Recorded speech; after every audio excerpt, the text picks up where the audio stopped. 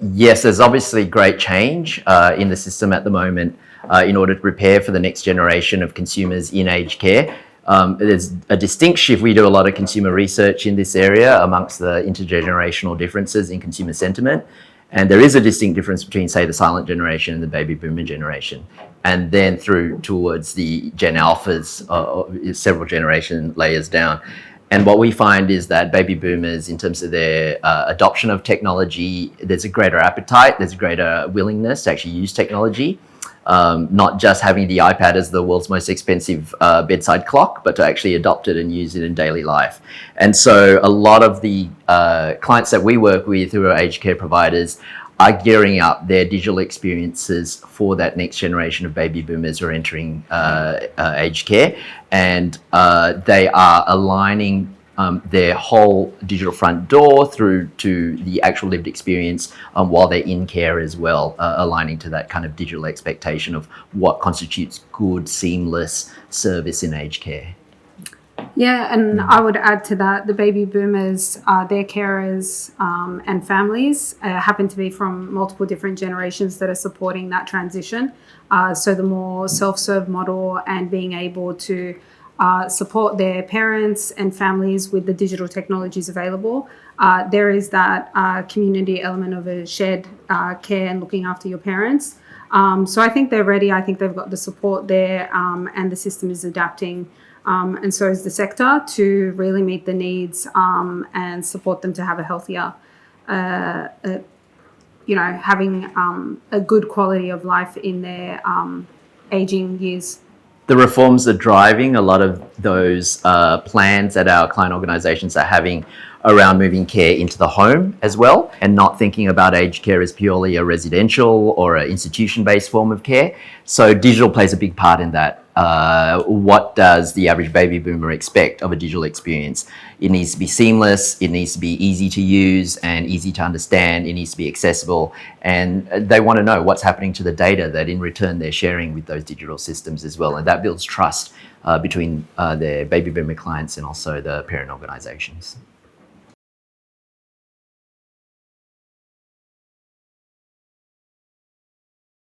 We all hear the stat about people that are in nursing or clinical roles are spending 30 to 40% of their time on admin tasks. So as a result, till we see those numbers return to time with patients, then the answer is always yes, they can be more productive because they signed up for these roles to really live a purposeful career, which is being in the forefront and looking after patients and our aging population. So if we can start seeing that 30, 40, and sometimes reported 50% of admin time reduced, then the answer is yes, they can definitely be more efficient and time back to patients and our aging population. Yeah, I agree with that, Nadiah. I think there are three main pillars of a potential for gain. One is operational excellence, and as you quoted, as admin time to be saved there. There's also, as care is being shifted into the homes, a certain cost base that's going to be put on providers around allocating and sending coordinating teams out into people's homes, community centres, and that shift in care. Secondly, in addition to operational excellence, there's also customer experience. And that's where I see a lot of gains that may not be always quantifiable in dollars, but it will be a huge shift as these reforms take effect and as digital technologies are employed and adopted by the organizations. And thirdly will be staff experience. So as you pointed out, there's a lot of admin and that's not necessarily pleasurable. So how are we also using that digital tech to bring gains in staff experience, which brings ROI in terms of staff retention, not having to spend a lot more money on hiring new staff and looking for that new staff. So there's a lot of gains there to be had in terms of productivity gains in the area. I think there is a whole bunch that does have that ambition, and I would say we probably see a bit of both. We're in a position where we work with a lot of people that are trying to drive that change and are quite optimistic about the future. And again, most operators in aged care are very purpose-driven and want to create a pathway that is impactful. They believe in everything they do day in, day out, and they trying to move the needle to get there, and the positive mentality shines through across all the change management, digital transformation, as well as the reforms that are coming soon. Yeah, there's no doubt that the reforms are catalyzing a lot of that change appetite. And so it's making it a reality that without system change, process change, people change, and also technology change, that a lot of the aims and ambitions of those 148 recommendations post Royal Commission are going to be able to be enacted. So really a better understanding by our client organizations that they have to pull multiple levers in play. And the technology will only support that appetite for change as well. It's making it possible to make reality what is the final vision of that ambition, and that is to provide better experiences for staff and the people that they serve.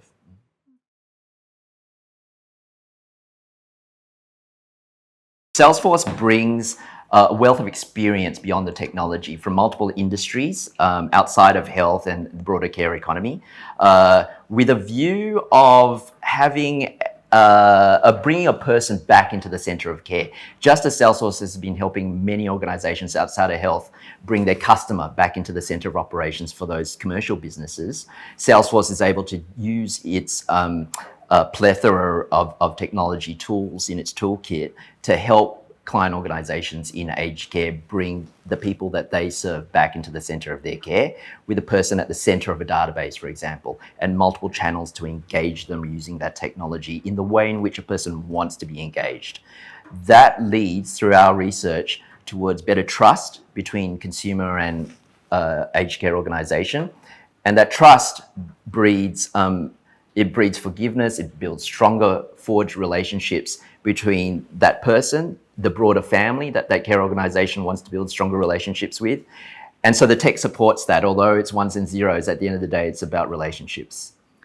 I would echo that, and I would say there's a couple of different things Salesforce can bring. If we talk from a product and innovation perspective, it brings a platform model, low code to no code, in how we help organizations build for their future and be scalable and future ready. And with a sector like the aged care sector, that experience as well as that agility is really important. We've seen firsthand the amount of investment Salesforce has put in the healthcare sector as well as aged care for Australia specifically to really help in that transformation. And on that note, digital transformation might be, and the reforms might be, a new thing for this year, but we have seen experience across multiple customers in multiple industries that have gone through this governance and change management as well as operational efficiencies. So there's the learnings from working across a multitude of industries and customers in Australia and globally across small to large enterprises. So there's heaps of learnings there that we can bring to support a sector that's going through a massive transformation. And third is the resourcing, an enterprise level organization that's investing in industry advisory, industry product advisory, as well as like clinical and medical advisory. So that wealth of experience, not only within the Salesforce organization, but our ecosystem of partners in region and globally, brings a wealth of technical ability and digital ability to help transform the sector and support Australia to build that skill set and be future ready across the board. Salesforce sits in a unique position that not many are. We're privileged to be able to serve aged care from federal level down to local providers through to states. So we're in a unique position, I think, to see the complete ecosystem of aged care and to contribute in that way. We used to use this stat, and I hope it still stands true, around the about 80% of customers that we work with in Australia are within a small to medium sector business. And I think our economy as well is quite a small and medium level business operation. Who's Salesforce suited to? I would say it's more around the mindset that the organization is bringing in. Yes. Our solutions range from small businesses of 2 employees at times that are trying to do what they do well and be supported by technology, all the way up to our big enterprises. So it is more the mindset that you're coming in and the innovation and your investment in your business. So we do support aged care providers on the smaller scale as well as our big enterprises. And for the most part, we actually probably support more of the small to medium business because we are in Australia, and that is pretty much the majority of our market as well. I was probably one of Salesforce's first customers in care back in about 2003, and we were a small medium business.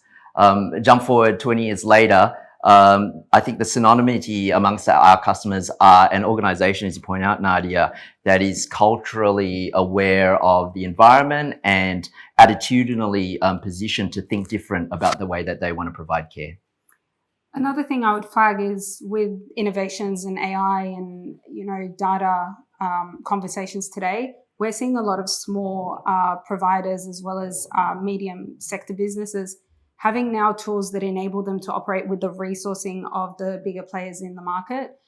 So that brings back to that mindset of how much are you thinking differently and about the future and making your business ready for the future. So I think a lot of us here today hear from our peers and other people around what they're able to do with AI that's transforming their business. So we are seeing a massive shift in resourcing that AI has enabled for a lot of the smaller players to think differently, but also have the resourcing and not be hindered by being a smaller business.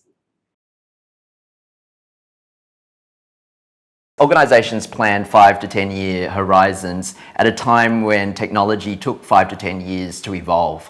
The injunction of generative AI and in future agentic AI as well at the coalface of clinical care means that organizations are going to have to pivot and they're going to have to think on their feet a lot faster. It does create a hurdle, but there are also solutions to mitigate the fact that technology is moving so quickly. How can we take advantage of this fast evolving technology to get a competitive advantage in the field and to better serve the customers that we serve? Nadiah, what's some of your experience there in some good solutions for mitigating that fast pace of change? I would agree. Organizations that are planning today for the future and building the infrastructure when the opportunity arises are going to be ready to act quick. So I would say act quick to keep up with the pace of change that you're seeing in the macro market. And we can see that the advancements we're seeing now are moving projects much quicker. We're talking 5-7 years is now able to be done within 7 to 10 weeks. And those that start early find themselves ready to capture the opportunity as it arises and be competitive in the market and not have to play catch back. Yeah, I think building foundations is important right now, making sure that your data cleanliness, your integration of systems is there so that you can fully utilize the data that is already locked in your ecosystem is made of value. Yeah. And part of that change is having a culture and an appetite for willing to think different. That change is happening at pace in such a way that you can no longer read about it in textbooks. It's an empirical process. You're going to have to start playing with the technology that will then feed in and inform your decisions about how to form your governance structures and processes, for example, how to structure your company and how to find the new revenue streams to support your operating business.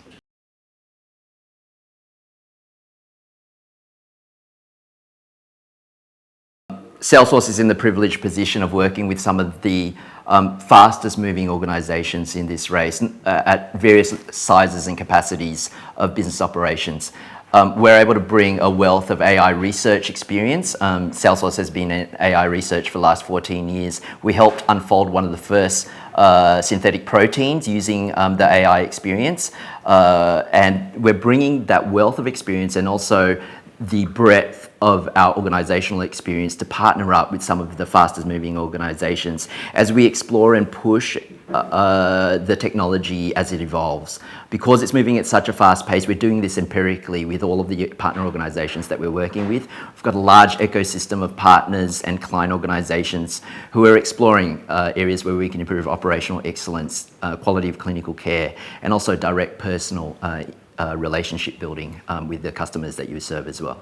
5 years, you're probably already thinking about your future today.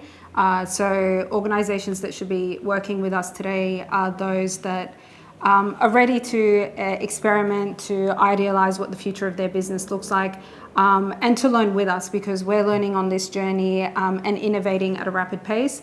and we wouldn't want anyone to miss out. We want people that have that mindset and attitude and are thinking about the future of their organization. If you're building a 5-year roadmap, then you're building the steps for that roadmap today. So that's when you start. You start with that infrastructure and the building blocks. And what better way to do it than with the resourcing to support you across it? So I would say the 5-year roadmap starts today.